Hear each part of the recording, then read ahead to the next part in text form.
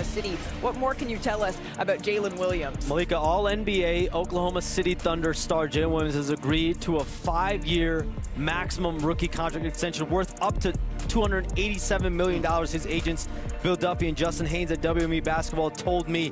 So that means Shai Gilgeous-Alexander, Chet Holmgren, J-Dub, all under contract together through the rest of the decade.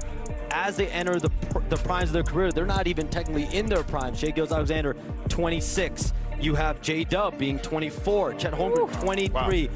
All maxed out, all under contract through the rest of the decade, up to 287 for J-Dub, but in total here, $822 million in projected extensions for these 3 players. This is their core 3 guys moving forward. Yeah. This is about to be their 3rd straight season as a non-tax paying team. Yep. But clearly, the bills are going to keep getting higher.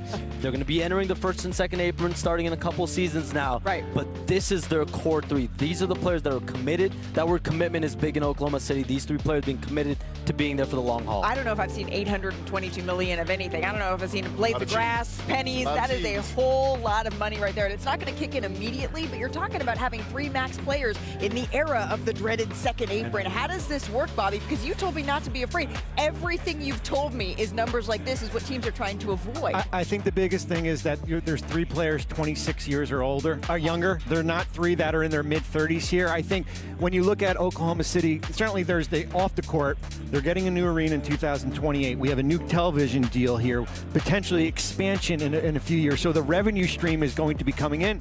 And then you look at the resources they have, the potential of 4 first-round picks next year to maybe offset some of these contracts. Sam Presti's done a terrific job staggering money here.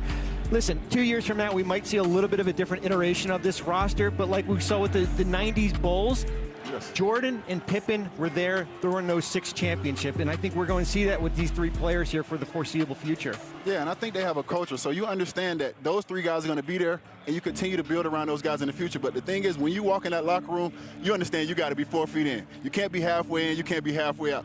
You got to be 4 feet in. This is these guys' team. They have created that cornerstone. They have created that in OKC. So when you walk in that locker room, nothing changes. So even though the pieces around them are probably going to change in the future, I think they have a culture. I think they have things built and things in the right place for them. One of the things that was so impressive, Shams, about this team is that it's so clear that every guy on this roster, even though they are young, knows exactly what their role is, what their space is in this pecking order, if you will. It's a special team, and this core, particularly with Shai Gilgeous-Alexander, Chet Holmgren, and Jalen Williams, they're so connected. They all celebrate each other's success. Jalen Williams, Chet Holmgren, they both have the same agent, Bill Duffy. So Sam Presti and that Thunder organization working with Bill Duffy over the last week or so, reaching agreement on 2 separate extensions. Yesterday, Chet Holmgren up to $250 million, and now today, Jalen Williams up to $287 million. So those negotiations were about as smooth, I think, as you could probably have under the circumstances. This is big business that went on after becoming the 2nd youngest team ever to win a championship. When you have results like that, this is what comes with it. These 3 guys have done something that you think about over a decade ago. Kevin Durant, James Harden, Russell Westbrook, that whole core, they got close. They couldn't push through.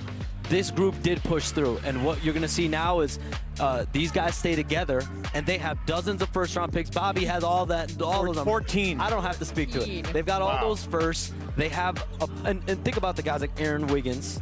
Think about guys like Isaiah Joe, Jalen Williams, the other Jalen Williams on their bench. Those are the types of guys where, as you see the roster potentially shift in 2-3 years, not those 3, but other guys, you see other players stepping in on contracts that you already have under team control. I'm just hoping as they celebrate with each other here, they've learned from their run to the championship, and now they can pop bottles just a little bit easier because we saw them struggle just a little bit after they won the title. So the Oklahoma City Thunder, their core is set. The Milwaukee Bucks, though, they still have questions as the summer progresses. Welcome, everyone, to the NBA Summer League. Stars of tomorrow coming out in the city of Las Vegas. A lot of hype and a lot for him to live up to, huh? One of the most highly anticipated debuts. Gives it to James. Are you kidding? Rips it. Pushes it home. Hello, Las Vegas. Stephen Curry. He can bury the shot. A shot away by Durant. On his Williams. Take this. The dunk of the summer. Are you kidding me? This is Summer League. The lights don't get brighter than this. With the first pick. I'm just trying to come in, be the best that I can be, and just win at the highest level. Oh, my goodness, he has bad intentions. Away to the island! A duck of a lifetime!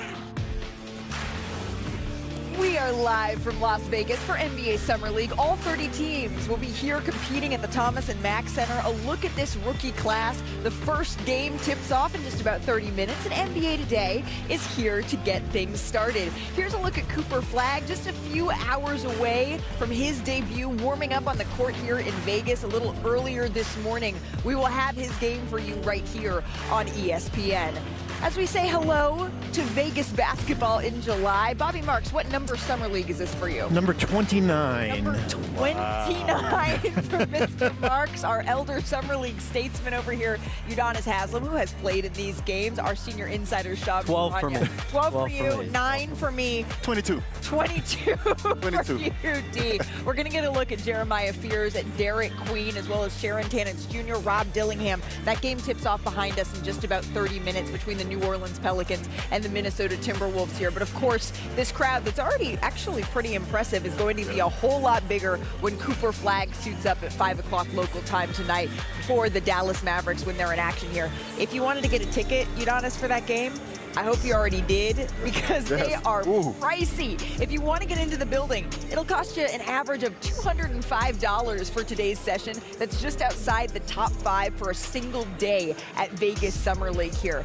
I'm hearing great things, by the way, gentlemen, coming out of the Dallas Mavericks camp. Bobby, I don't know what you've heard about Cooper and his post-draft process here. They've been really impressed, especially with his outside shooting. Well, that's the big thing. I think defensively, we know what he can do as far as impact the game here, and it's the unknown as far as the ability to kind of stretch the floor, because a lot of what happened at Duke this year is kind of like a European team where everyone had to sacrifice, and maybe some of the things that were not showcased this year. And I know, talking with people from the Mavericks, they are through the moon as far as what we could potentially see in Cooper Flagg. Through the moon, to the roof, through the moon. Does that even make sense? I'm not sure it does, but when Cooper is coming to Cooper Flagg, it doesn't have to make sense. That's the level of talent that we're talking about here, Udonis. Expectations when you're talking about Summer League, it's a little bit tricky, right? Because we see excellent players not necessarily have an amazing first showing. What are you hoping to see from Cooper Flagg in this first viewing? Well, the expectations are a little bit different for different people in different situations. My expectations for Summer League,